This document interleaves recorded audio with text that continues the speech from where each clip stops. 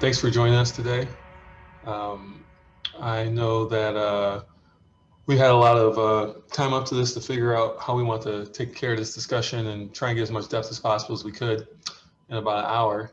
And I'll do my best to do so. But we have a lot of great people to join the conversation today, and I'm just going to get right to it so we don't waste any time. All right, I'm going to start off with I'll start off with D'Angela. We met maybe about a year or two ago, but basically her career spans from being an attorney and entrepreneur over to being a showrunner and executive producer from a network and studio level.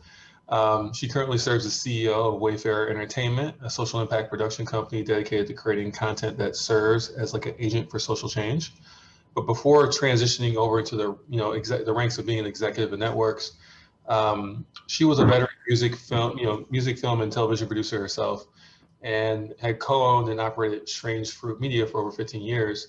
Over time, she has developed and/or executively produced multiple film and television projects, including Sunday Best, which earned an NAACP Image Award at the 43rd award ceremony for Outstanding Reality Series in 2011. She later created OWN's first female-centric docu-reality series, Love in the City, and she's a proud Spelman grad and has her Juris Doctorate Masters from Duquesne University.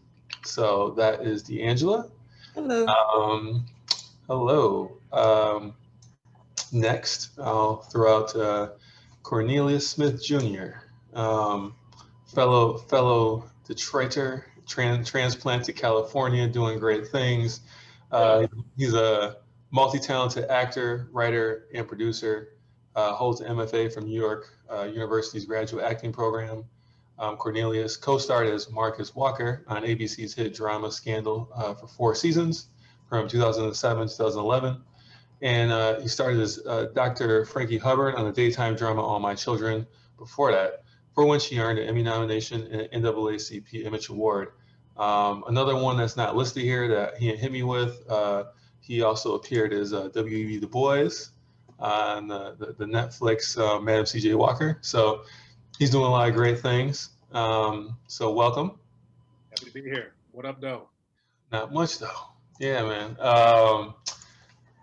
And we have Warrington Hudlin.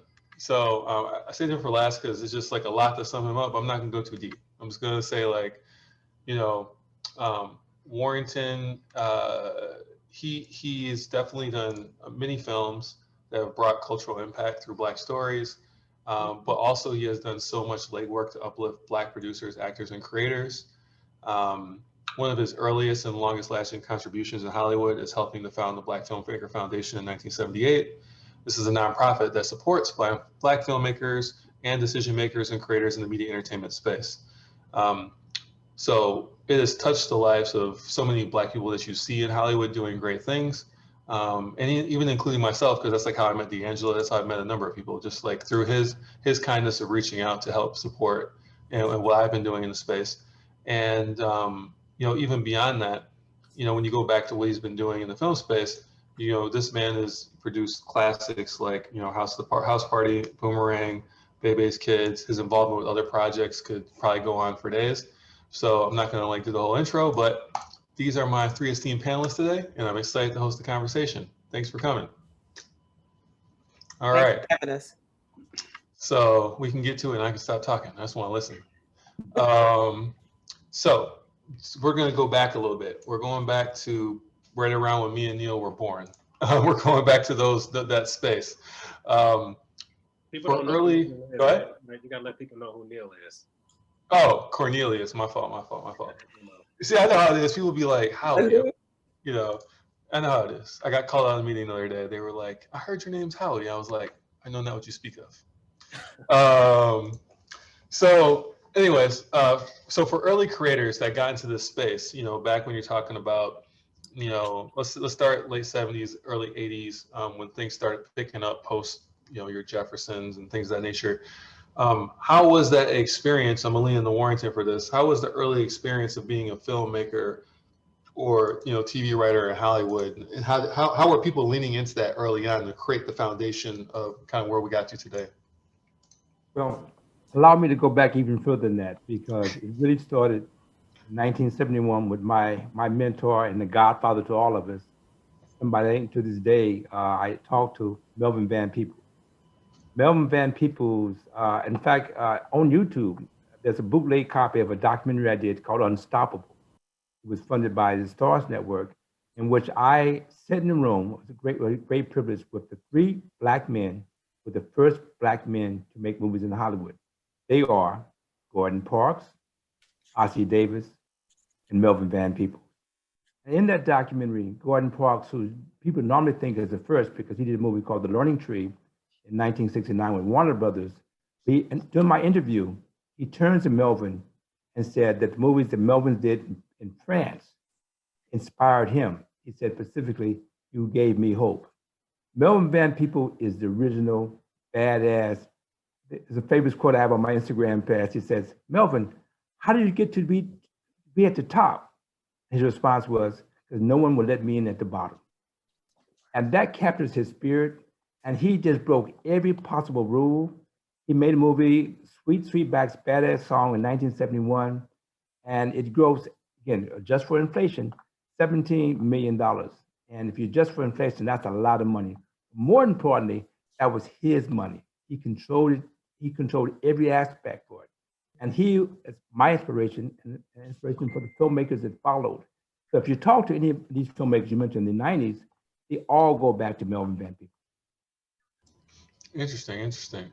And so, as you were inspired, and there was this new, larger, not larger, but if there was a 4, now there's 16, whatever it might be. As that expanded out, was there welcome to stories? How were the stories received? How are we finding distribution? How was the stuff getting in front of audiences? Well, interesting. There's a New York Times Magazine cover, and I think it's in 1991. The cover says, "They gotta have it." It was myself and my brother. It was Mario Van Peebles, who's Melvin's son. It was Charles Lane, who did a movie called Sidewalk Stories. And I think it's Ernest Dickerson. If you Google that magazine, so in 1991 there was an explosion, and many publications talked about it. That explosion came out and contracted.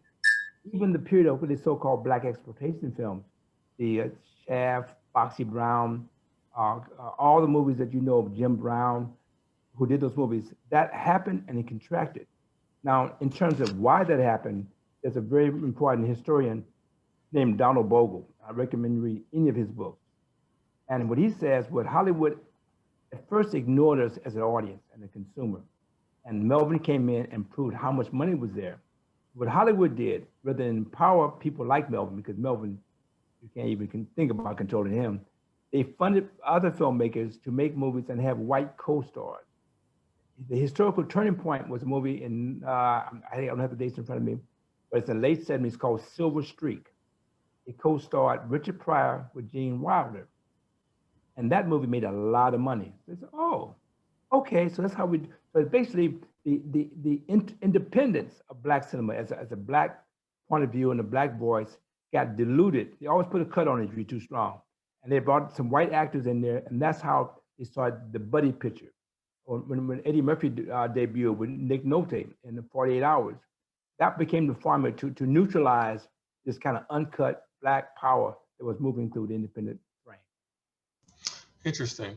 And so I'm going to kind of parlay that over to D'Angelo a little bit, because I imagine by the late 80s, early 90s, you were kind of getting involved in this space around then. Not yet? Okay. Go ahead. Oh, mute. Go ahead. I was practicing law then. I didn't enter into this business until 1998. Actually, I started a little late because I didn't know that filmmaking was even accessible to me. Right. Right. So I was practicing law, and I dabbled in music and things like that. And then I started off in the music video business in Atlanta. So I didn't make my first movie until 1998. Gotcha. And so coming off the heels, I'm sure you had, as a younger person, seen films that Warrington had made and stuff like that. Coming off the heels of that, what was the turning point where you realized you could do film? And then, like, how did you lean into that? How did you get access to get something out? It was actually, you know what, grace. It was the grace of God, honestly, because I had started a production company in Atlanta with a number of partners, and only one person had produced before. And so she was teaching me to produce. I was the lawyer and the business person, and my partner was teaching me to produce. And then we had a marketing executive extraordinaire, and then we had a director, and we had a writer. So we were doing music videos, and one of our music video directors that we represented at the time said, "Hey, I'm about to make a movie. My financing fell out. Can you get this script to Jermaine Dupri?" Because he knew we were in Atlanta. We had worked with Jermaine before. And so we said, "How much money do you need?" And he said, "We need $300,000." But we needed like in a week. So there were five of us, and we were like, "You got 50? You got 50?" I was like, "Well, I can do 250," or, that kind of thing. So we divided and conquered. And within 3 weeks of that phone call, it was the first time I'd ever read a script, and I laughed out loud. I was like, wow, this is what this is like. This is great. And so we came out here and we made a movie. I was on set in 3 weeks. And so we made our first movie. It was called The Book of Love, The Definitive Reason Why Men Are Dogs. And it starred, get this, Sally Richardson, Richard T. Jones, Maury Morrow, Tretch, um, and Eric George, and Robin Givens. How can I forget that? And Robin Givens. So we came out here, made the movie, and we took the film on the film festival circuit. We actually went to Sundance. Of course, we didn't get into Sundance back in those days, but we went there, and we did it like a music video. I'm sorry, a music street team. We had hats on and jackets that said "Book of Love." And we rented one of the theaters at Slam Dance, because of course Sundance wouldn't have us. We rented the theater at Slam Dance. We were separate and apart from the competition. We got all of the buyers in the room, and then we ultimately sold the movie to Artisan at the time. You remember that, Warrington? Artisan Films? Yeah, oh, absolutely. Did you show it in Acapulco? I'm trying to remember that. Yeah, we did. Acapulco Film Festival, but we were the closing film at the Hollywood Film Festival here, Hollywood Black Film Festival. Mm-hmm. Yeah.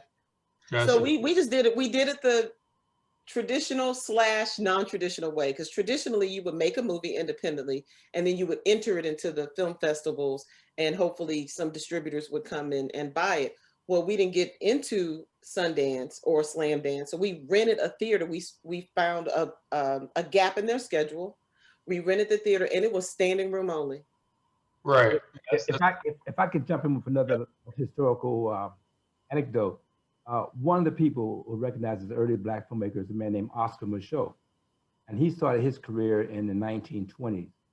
And he would make a poster up and go to the theater and say, "Hey, this is my new movie. You want to play it?" "Oh yeah, it looks good." He said, "Okay, well, I need you to pay me a deposit up front." So the movie didn't exist. All he hit was the poster. He went from theater to theater to theater, collecting deposits, took the money from the deposit, and made the movie. Now, this is in the 1920s and 30s and 40s. He did that. And by the way, those days, blacks and whites could not be in the same theater. It was complete segregation. So he had a captive market. He had relationships, and he built his movies that way. Now, the note is the contemporary variation on that is the American film market, in which you take your film to that annual festival, and all the international buyers are there, and they give you deposits. So Oscar Michaud was brilliant in that he figured out a financial mechanism that's being still used to this day.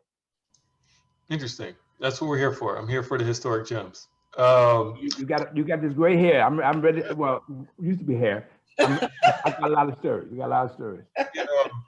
Quick question, before I get to Cornelius. I know you're from St. Louis, but how did you find East St. Louis? Hold on. St. Louis. St. Louis. Who, Cornelius from St. Louis? No. No. He's from. But you're from Detroit, and that's like East St. Louis. So we're in the same gang, bro. Come on.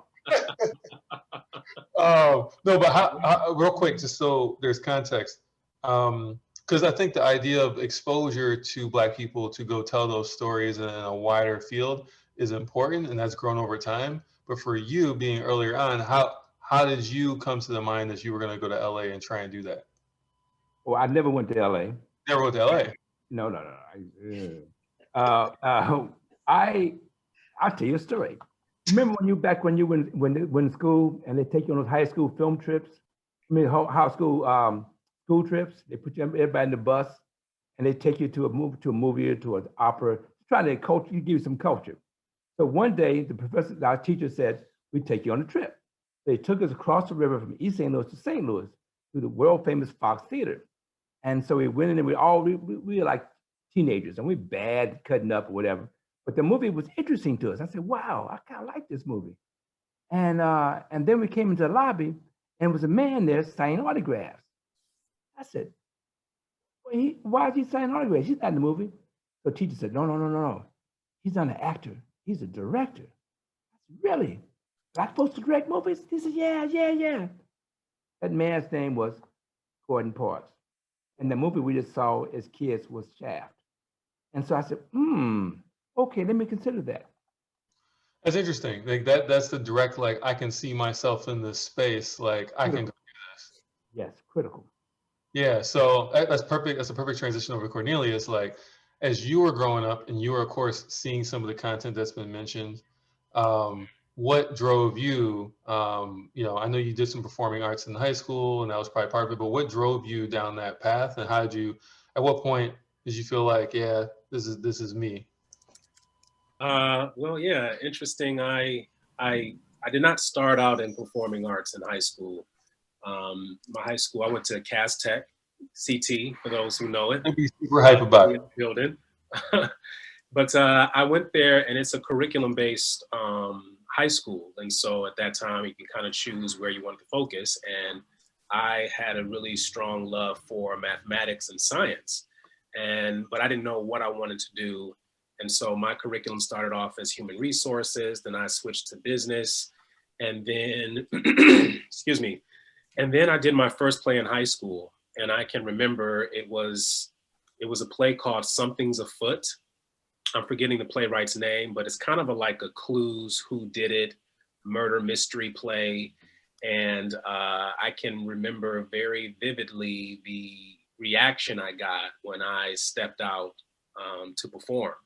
The reaction from the crowd, and it made me feel alive, it made me feel good, and it just was a great feeling. And I was like, wow, I wonder if I can do this like as a living.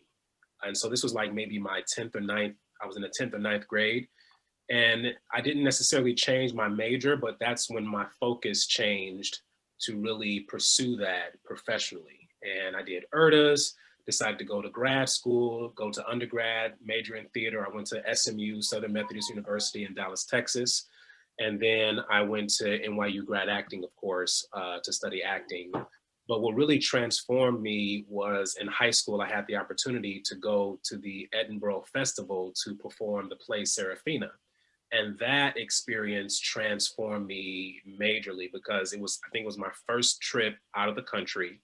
My first time really being exposed to different cultures. I tell the story, it was my first time that I saw a real plateau and didn't necessarily read about it in the book. Like seeing the mountains and the valley and like, oh wait, this is a plateau. Oh my goodness, it's breathtaking. And so that really inspired me to want to continue to not only sharpen my tools as an artist and as an actor, but really kind of continue to touch people through the arts, through my vessel, through speech, through acting, through writing, any way that, I felt that I could really touch someone's life and really transform it.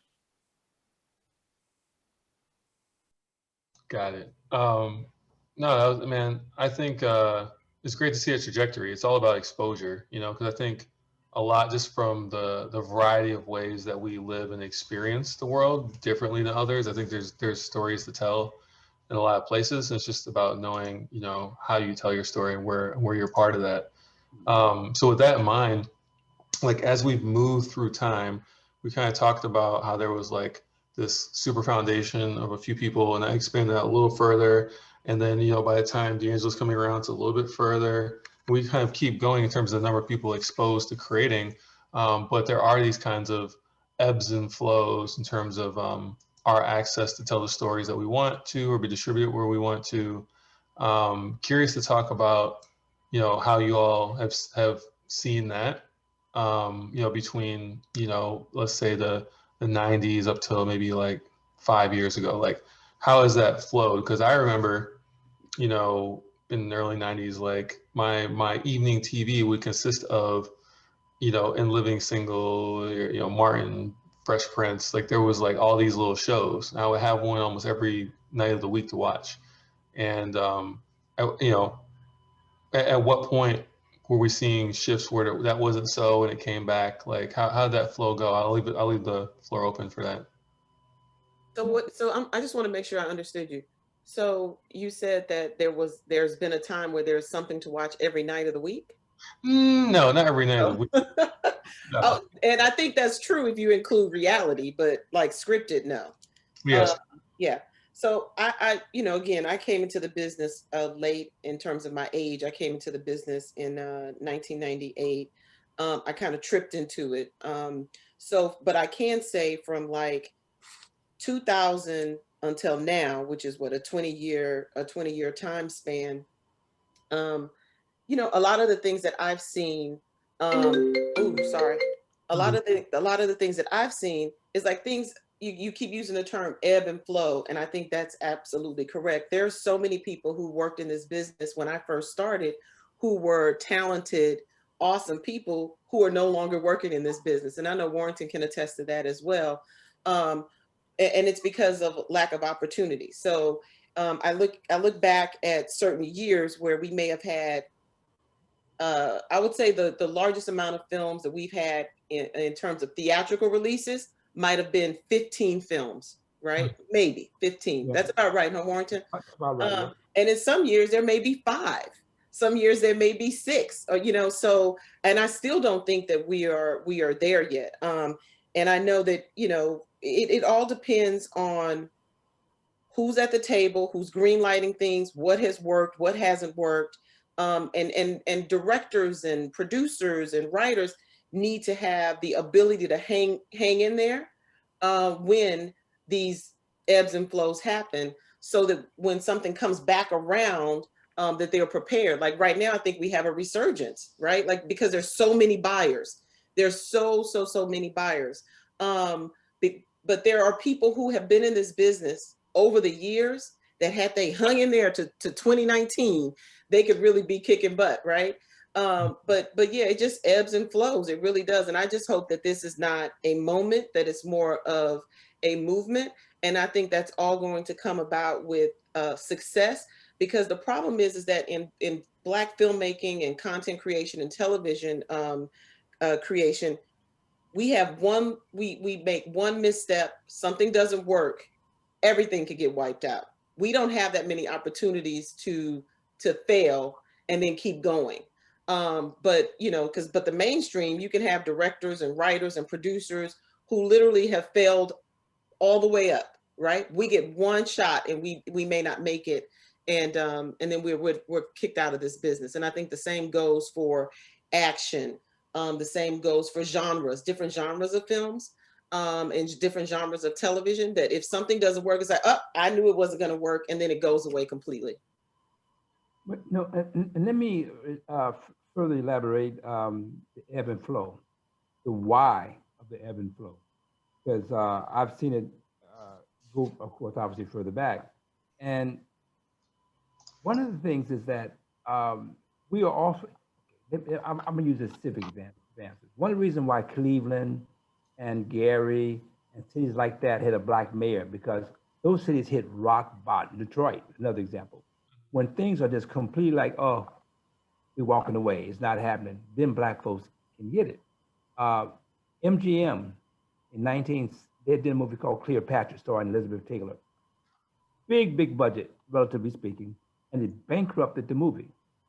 So that's when Ossie Davis, they said, hey man, can you make, he said, I can make money for this much, which is tiny budget. Movie called Cotton Comes to Harlem. Yeah, it was Godfrey Cambridge and I'm blanking the other brother's name, but so oftentimes when people give up on the economics, they allow Black folks to have a chance. And same thing in television. 20th Century Fox, when they moved into television, they were like, the fourth network. Nobody was really watching. And so they came to Keenan Wayans and said, they took a chance on this idea for Living Color. That show turned that network around. So you talk about Living Single, that all came after the Living Color. Now, turns out once they use you, they also walk away and dispose of you. But we are the go-to house party. The reason why House Party got made, because the budget was so small, and the union said, in deference or to incentive to people of color having opportunities, we will waive our union rules if the majority of the cast and crew are people of color. So I had tremendous freedom of certain roles. I could do the money for a movie for so little, because that kind of was an economic incentive to the studio. So I think that race, of course, is why we don't get opportunities, but also there's economic pendulums that swing back and forth. If you know the economic pendulum, you catch it at the right time. Now, what's interesting now, most recently, I think the number, if you look at the biggest box office movies of all time, there are two movies in all time, I'm talking about everybody's movie. There are two Black films in that list. One is Black Panther, the writer, producer, director, all African American. And the other one is one of the additions in the Fast and Furious franchise. And I think it's number 8, I'm trying to remember, but the last Fast and Furious. And so what's happening in those two movies, we have gotten out of the narrow US market and went to the world market. I talked to a producer of Fast and Furious, and she was so excited. She called me up, she said, listen, I'm gonna tell you this, but I'm gonna deny, I said, I'm gonna deny I told you. She went market by market by market. And for the first time, the international box office for Black stories exceed the US box office. And in dealing with American film and television, talk about race, but also talk about finance. And the finances can tilt the balance. One thing I'm saying real quickly in terms of just noticing a pattern within the industry, which I think parallels life, is, and it was mentioned here in the conversation, failing to the top, that we don't have that opportunity. But it also is that, we have done so much with less.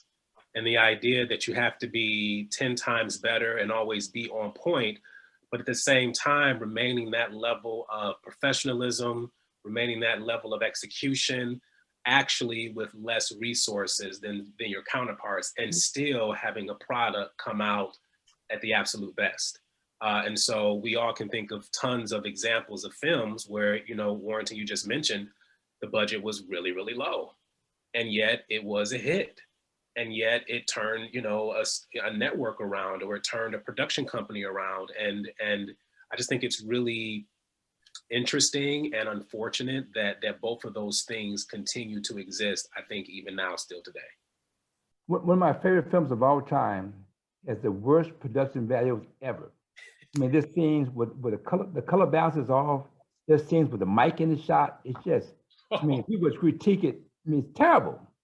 But I love this movie, and I put it on my top 10 list. Some of you hopefully have seen it. It's called The Harder They Come. It's on Jimmy Cliff, a Jamaican movie. Have you seen that movie? No. I'm writing it down now.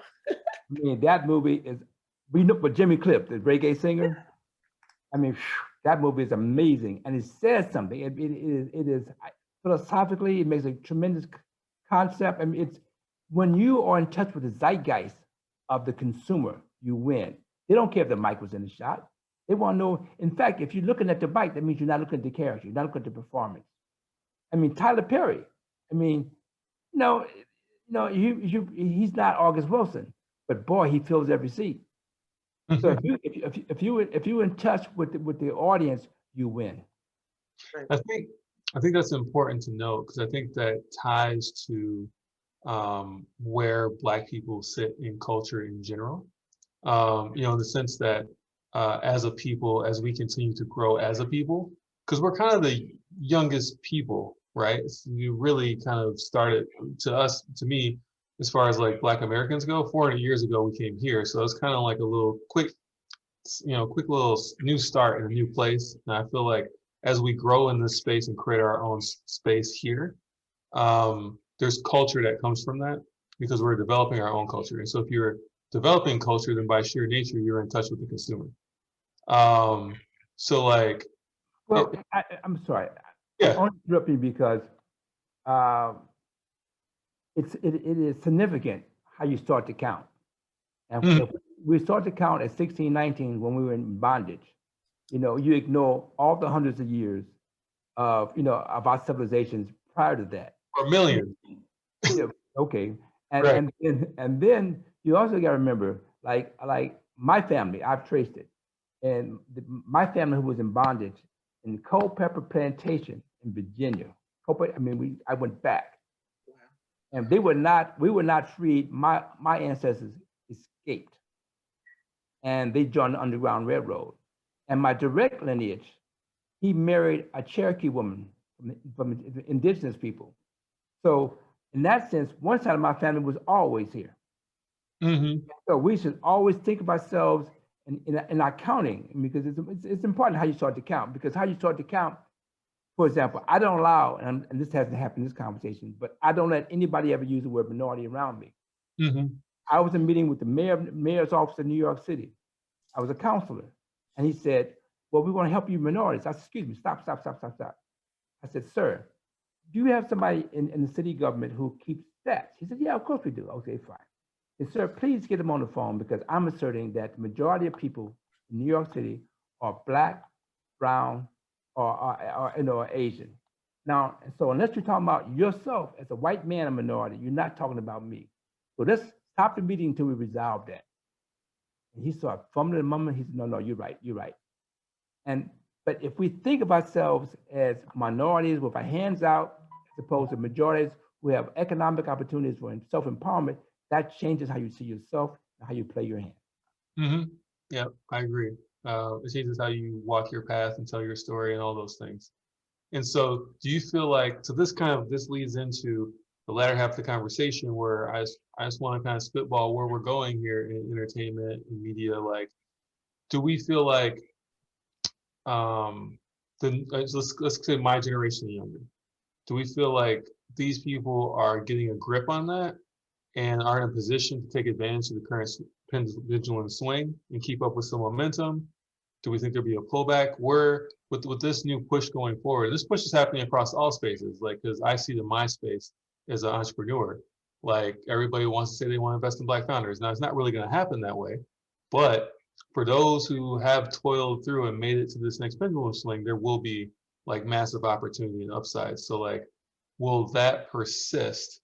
And how can we take best advantage of it right now to tell the stories that we want to tell, kind of without too much restriction, because there's so many people interested in hearing the stories and opportunities from Black creators right now.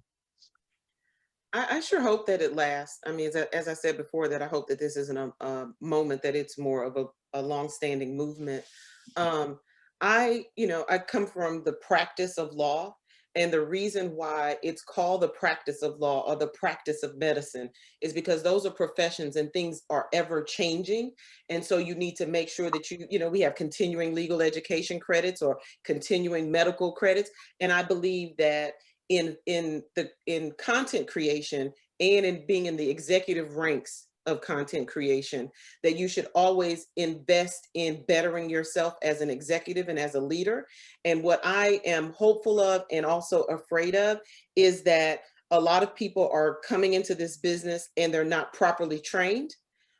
Which one thing that I love about my relationship with Warrington is, like, if I'm going through something, I can pick up the phone and call him. You hear how much history and knowledge that he has on this panel. Just imagine a one-on-one. And I do believe that we can make this a long-standing movement, but I think the onus is on African-American and people of color content creators and executives to actually make sure that they are keeping themselves up to speed in the practice right? It's called a practice for a reason. Make sure that you know make sure you're on top of everything. Make sure that your leadership skills are on point. Make sure that your communication skills are on point. Make sure that that you are treating people kindly, right? You're leading appropriately. So in my position at Wayfair, I created something called the 4 H's. Like, are you humble? Are you operating with honor? Are you doing with heart? And are you hungry? So utilizing those 4 H's to make sure that you are the best that you can be, because again, it's like our Madam Vice President says that her mom told her, you might be the first, but make sure you are not the last. So a lot of these young people who are coming into these opportunities and becoming showrunners before they're 30, and I'm not knocking that at all. I welcome that. I relish that. I think it's amazing. But what I'm suggesting is you have to make sure that you are on top of every single element of what's going to make you successful and continue on. And that starts with mentorship and sponsorship and just and self-auditing to make sure that you are as dope as you say you are and that you are as dope as you think you are, right? Just put in the work. I want to Can echo that the too. 4 H's again? I didn't write them down. The 4 H's. Oh, 4 H's. Oh. I'll send them to you. Yes, Honor, yeah. honor, Honor, heart, heart. and hunger. Got it. Hard work. Hard work? I didn't say hard work. That Okay. should be a given. Yeah, so go. I'm writing it down. What's the 4 H's? Honor, Honor, hunger, hunger, heart, heart, humility. humility. Got it. Thank you. Neil. No, I was going to just echo kind of that sentiment about whether or not if the doors stay open, and once the doors are open, if you're really able to pull back and reach back and pull somebody or pull a group through with you. And I think it really comes down to not only personal accountability, but I think if each person is personally taking a responsibility for, quite honestly, their spiritual connection. I mean, if you're spending time with yourself, if you're being connected to your breath, if you're doing some form of meditation. I'm certified in meditation. I'm a strong believer in that, and I meditate daily. And I think kind of being connected to a higher source every day, making sure that you're coming from a pure place and a pure heart, only informs with how you treat people. It informs your work ethic. It informs, how you view the world. It actually makes you more creative. It makes you handle stress better. The myth about stress is, people think that stress is something that can kind of just really disappear from your life, no matter how, I guess, pure you become. And that's a misrepresentation. I think stress always exists in your life. It's just how you manage stress, how you respond to stress. We all respond and manage stress differently. And I think that's obvious with how people manage stress. And so if you're in a pure place, if your heart is open, if you are coming from a positive place and you're managing yourself well, and you're able to manage stress well, then boy, if you are a content creator, if you are a leader of a company, then you're not only going to be leading those people in that group in the right direction, but it really starts with you on a personal level inside as opposed to out. I like that. Extremely important. That's a profound insight, and I hope people just heard that, because this industry will give you hypertension, a whole bunch of ailments. So thank you, brother. And when you're not your best self, you can also act out, right? So you're not only harming yourself, you're harming other people, and sometimes you don't even realize it. And it's amazing. I mean, it really, because we're magnets. And so really whatever you are thinking about consciously or unconsciously, the universe, it's going to pick up on that, and all it takes is it begins with a single thought. You don't even necessarily have to voice it. You just have to have the thought, and that will be projected into the universe, and then the situation is going to come to show you that. So for example, if I just have the thought that, man, I'm always late, I can't never get anywhere on time, then guess what's going to happen? I'm going to always be late. I'll never show up on time. Man, they ain't going to never let me in. How come I'm always this? Or how come, guess what? you're never going to get in, because that is where your mind is, and that's what you're projecting, and that's how you're going to begin to act out. And so it's really important to change how you think and how you feel on the inside, so that you can not only manifest what you want, but you can begin to draw and attract the things that are meant to be in your life. And so that means other collaborators, that means other writers. And so, you know, I guess when you're in a really great place, you know, everything really falls into your lap. It's like, oh, I didn't know so-and-so had this, or so-and-so just called me with this and met this opportunity. And it was like a boom, boom, boom. I had no idea that the dots were going to connect in that way. But it really, really, again, starts with you and your mindset. And I'll give you an example, at least what I do, which is, you know, trying to get financing for projects. I no longer say, how can they help me do my project? Attitude now is, I'm helping them by allowing them to invest in this hit. So my attitude is like, hey, this is going to be a hit. You have a chance to get in this if you want to. You know, don't sleep. Sleep, I'm out. And so when you don't have that kind of, I'm using it's harsh, but you don't have a kind of beggar, handout kind of mentality, as opposed you come in, hey, I'm a winner. You can get with me, or I'm out. You know, I will go to the next person. That just changes your whole vibe. I mean, I've had actors who do auditions and they come in saying, I got this. And remember, when you're casting, we're not sure who's the right person. So if the actor thinks he's the right person, maybe he is. Maybe he knows something I don't know. And so you go with the actor who gives me that energy, like, I'm the right person.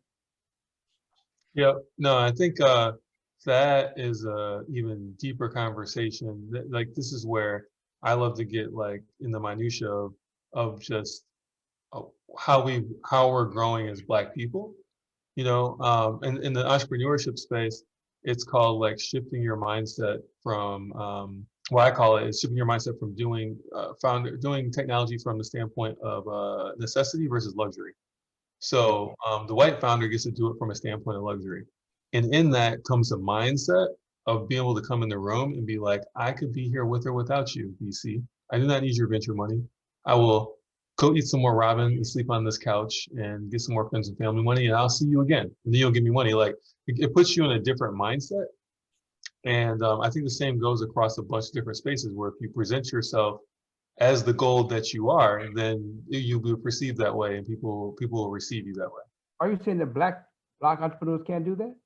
Black entrepreneurs don't do that, because the reality is that it's like trying to make a film and not having the money and knowing that you can do it, but you feel like you need the money to do it. And so in that negotiation mentally, you're not presenting yourself as the win. You're presenting yourself as someone who then needs the money to achieve it. But see, I want to combine what you just said with what Cornelia just said.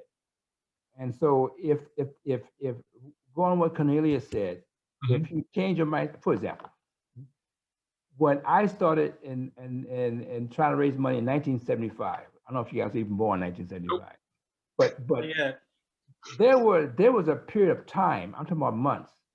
You know what my dinner was? I would boil hot water because hot water, not tea, but hot water, because that makes your stomach relax so you can sleep. But I was willing to do that because I was never, by the way, I am very, you can say, I'm a senior citizen. I have never, ever worked for anybody but myself. I paid the cost by saying, that's okay. So if I have to drink hot water, I can do that. You know, I'm still here. And so the entrepreneur or the artist has to decide, are you willing to pay the cost to be the boss? So it's nothing to do with your external situation. Back to what Cornelia said, it's all internal. Right. It's Right. not internal, and you're good. Right, I completely agree with that, but it's what you project to the external that then controls respond and put in. And so I think, you know, if you can get yourself to a space where you bring yourself to the table in a way where people are responding, then all that hard work and diligence then is just exchanging. That's why meditation, he said meditation, that's true. It's key. It's key across all spaces. So I actually got a lot of that energy from Cornelius, so I always thank him for that. Cornelius, send him a bill, Cornelius. The invoice is already in the mail, brother. There you go. That's what I'm talking about. But with that said, we have a couple questions coming in. But before we get to the questions, I did want to hone in on. We were talking about, creators taking advantage, pushing their limits, having the staying power, etc. Having little space for failure. Same thing, across other spaces, be it music, tech, etc. We have to open up the aperture a little bit because failing creates more greatness, right? And so, is there an opportunity in our people? What is the importance of, for instance, like a Charles King? You met him so long ago. He's a part of the Black Filmmakers Foundation. Like, what's the importance of a macro being able to go out there and be involved in Judas and the Black Messiah, things of that nature? What is the importance of having institutions that are Black run that maybe could open up the aperture a little bit? I can start. I think I've started off in around the same time as Charles. I think what he's doing is necessary and magnificent. It is just absolutely magnificent. But I also believe that there's a spectrum to content creation, right? There's a huge spectrum, and Warrington kind of touched on this earlier. So, and then I don't mean any offense at all. So there's a populace. I will use that word. There's a populace. And then there's an elite, right? There's a highbrow elite. And what Charles is doing is on this level, right? But just think, all of this spectrum in between. And there's a middle part that I feel like is open for content creators. Like, where are those just everyday stories well told, right? Like things that don't have underlying IP necessarily. Things that aren't biographical necessarily. So I think that there are so many opportunities going forward in the future of Black content creation, but I think that it's in the populace to the center, right? Not necessarily the upper echelon. So I think there's quite a bit of room for content makers in that way. I agree 100% what you said, and I think that the artist and his financial backers needs to listen. Every generation has a sound. If you use music as an analogy, if you hear that sound, and some artists come and change the sound. The sound that Prince brought, we didn't hear that before. I mean, the way he used drum machines, and playing all, he changed things. So when hip hop was going, and then all of a sudden, actually, I get the reverse. To take Detroit. I mean, Detroit had the Motown sound. And by the way, temporarily, George Clinton, Parliament Funkadelic, had a contract with Motown, but they wasn't feeling him. He spun off and created a whole new sound. But every generation and every group of artists will change the sound. And hip hop, of course, there's a major change. But even hip hop, my generation of hip hop was the probably up until 1991 when gangster rap came in, and I checked out. And so it just changed from being celebration, love and happiness music to like, bitches and hoes, I'm gonna kill you music. So art will constantly change. Jazz changes.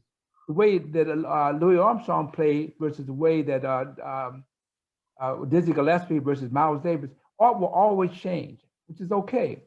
But its commercial viability will be, did they hear the audience? And as creative artists as well as in business people, we need to be in touch. And when D'Angelo mentioned that it's okay to go highbrow if you got enough ticket buyers to be highbrow. So I say that every film is a commercial, but my response is, but how commercial? Mm-hmm. It may be an audience. But back to my mentor, I quote him because he's such an influence in my life. Melvin Peebles says, quote, "I make films like I cook. I offer it to everybody, but if they don't want it, I eat it all by myself." I love that. I love that. All right, so I'm gonna hit you guys with a couple questions and we'll wrap up. First question is, okay, what is the best advice you give for creatives of color who are just starting their journey? They're kind of just, maybe just got out of school, they're ready to get going. What advice would you give at this moment in time? I'll jump in real quickly. I think a couple things that people have already kind of mentioned is as a creative, get in touch with the craft, learn the craft, You know what I mean? Learn how to dot the I's, cross the T's, learn your craft, know what you're doing. That's actually secondary, but the first thing is to really get in touch with your voice. And I don't know how you get in touch with your voice and your creativity if you're not spending time with yourself, kind of going back to meditation. So it's kind of a double fold. Get in touch with the inner voice, get in touch with the inner creator in you, learn your craft, and then be bold. And then be bold in that expression. You know, I think we all have, but as an actor, you hear the word no or not no or pass a lot. You know, there have been tons of auditions that I went in and heard nothing, and it was like, oh, okay. You know, and so when I hear a no, it's not, you know, when you have a vision and you hear a no, it's not your job to persuade. It's just your job to create and express, and those who feel it. And kind of to Warrington's point, you know, if they're not, that's okay, because you know what I want to know first and foremost? I want to know who is not with me first. Please show yourself. Raise your hand first if you don't believe in me. I need to know that first. Most people want to see who believes in them first.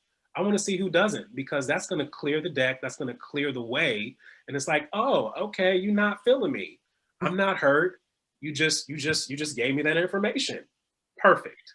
I'm not going to waste my energy. I'm not going to waste my time because you ain't feeling me. And that's something that is very, I think, kind of basic, because we all search for an authentic connection to each other, to culture, to creation, to the voice, to entertainment. And if we don't have an authentic connection, you know, nobody can tell you what you connect to. You either connect or you don't. And so that's why I want to know first and foremost who is not with me. I concur. I would say just be excellent, you know, be excellent in everything. And also be mindful of the fact that in this digital age, that your content never goes away. So make sure that whatever you're creating, you're proud of creating in that moment. Because I can just tell you that I've made some things and I'm like, God forbid, I don't want anybody posting today. And a lot of times, you know, it's also important to be able to say no, right? And that comes from a lot of times from capitalization. Like if you are adequately capitalized, you can actually say no to some of your opportunities, right? Sometimes you can't say no because you need to eat, right? Even in those moments, you need to be excellent, but some things you should walk away from. Some things you should just say no to, because especially in this digital age, the content never dies. It will pop up. There is the worst thing in the world is to be flipping through channels. Through channels, or that dates me, right? Not flipping through, scrolling through Netflix. The menu. Something, the menu, right? And you see some crap that you made 15, 20 years ago, and you're like, oh my God, what was I thinking? So just be excellent in everything that you do, and remember that everything, it doesn't go away. Your content never goes away. So make sure that it represents who you are. I think also that each person who says they want to do this needs to ask themselves a question. Are they doing this to pay their bills or tell their story? Those things will occasionally be in conflict. Absolutely. But answering that question, you say, okay, okay, I pay my bills. But if you're going to tell your stories and it's a conflict, those moments will come, unfortunately, too often. So ask, before you walk through the door, please look in the mirror, answer the question, and then things will be able to easily, when this crisis comes up, you have a quick decision. You don't have to think about it. You know what's going on. All right, that's definitely good advice. And I think it's the perfect wrap-up question. Where do we hope that, you know, Black people go in this space over the next 5 to 10 years? Where do we hope things are? When you look out, what do you think this looks like, you know, 2025, 2030, as far as Black people in media entertainment? For me, I hope in the next, you know, as we continue to progress, I think there exists different levels and different pockets and different circles, even in the Black community. I mean, so you know, we'd like to think everybody is really here to, how shall I say, help everybody. And you know, sometimes you experience that that's not the case, and that's disheartening. And so it's my hope that the circle of resources, of opportunities, of those who have created other circles and who are in that circle, just continue to open up, because we can kind of, once you get to a certain level, it's very easy for you to just operate in that level and not really think about anything else, or not really, reach back as far back as you can. And so it's my hope that, we continue to open up the circle and let more people in, and understand that there's not one way to do something. There's many paths to achieve the same goal, and there's room enough for everybody to eat, to grow, to expand, and to manifest. Well, in 2030, it'll be a blessing for me to be still among you. But what's even a greater blessing is that if it doesn't work out, my sister, D'Angela, is there with me. I'm gonna hand her the keys, and I know it'll keep going. Thank you. I'm a little, I'm trying to make sure I can put a positive spin on this. I am hopeful, and I really would like to see, okay, let me go back up. So right now you have all these streaming services, right? And these streaming services will, for all intents and purposes, knock out network television and cable television eventually, right? Like I would say 5 to 10 years, a lot of the niche networks will be gone. Mm-hmm.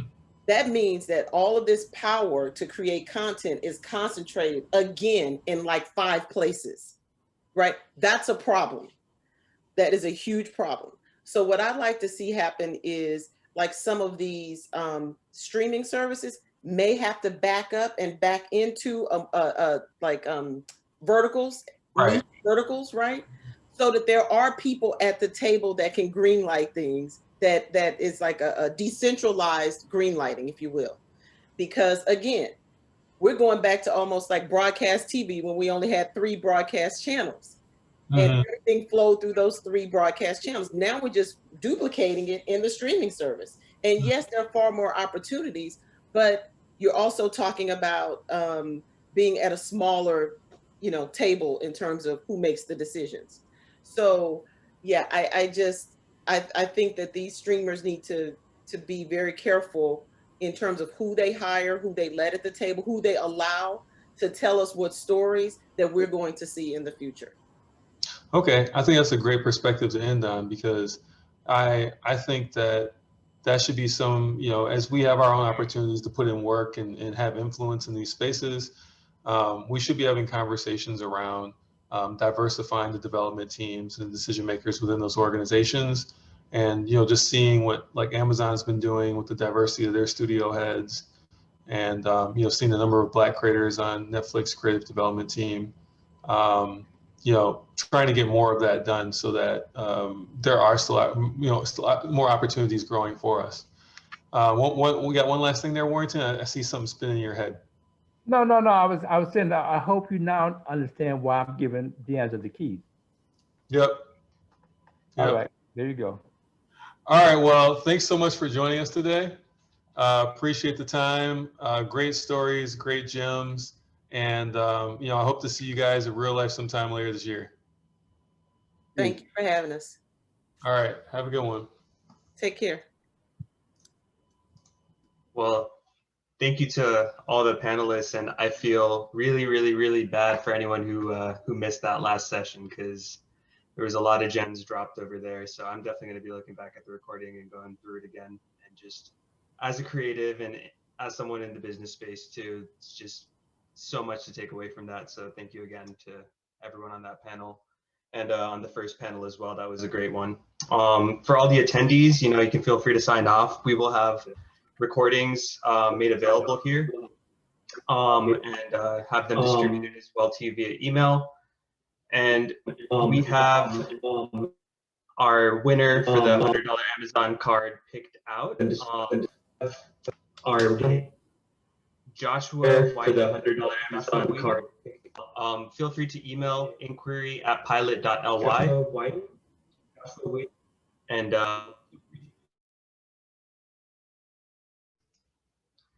appreciate everyone's time, and have a good afternoon.